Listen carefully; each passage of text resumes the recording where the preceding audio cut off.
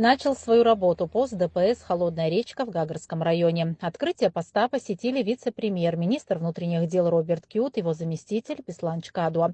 Открытию нового рубежа контроля предшествовал ряд важных факторов, отметил Чкадуа. На данном посту расположен дополнительный мобильный рубеж контроля, который будет позволять оперативно выявлять и вручать соответствующие постановления нарушителям.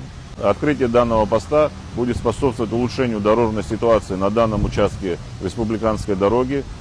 Также планируется привлечение сил оперативных подразделений, представителей наркологического диспансера, что позволит нам выявлять водителей, нарушающих правила дорожного движения, управляющих транспортными средствами в нетрезвом состоянии.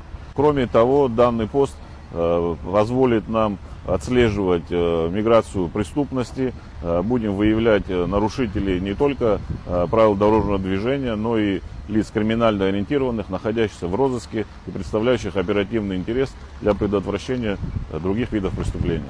Новый рубеж контроля является необходимой мерой, учитывая приближающийся курортный сезон, подчеркнул министр Роберт Кют. Он акцентировал внимание на четкой и слаженной работе сотрудников, не исключил ротацию кадрового состава, который будет нести службу на посту.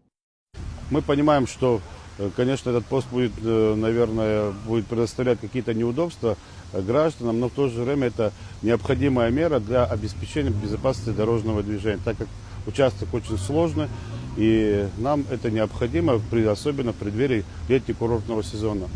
Пост будет работать круглосуточно. Личный состав госавтоинспекции призывает водителей к соблюдению правил дорожного движения. Одной из основных задач сотрудников, несущих службу на посту, является выявление водителей, грубо нарушивших правила дорожного движения, зафиксированных новыми аппаратно-программными комплексами фото- и видеофиксации.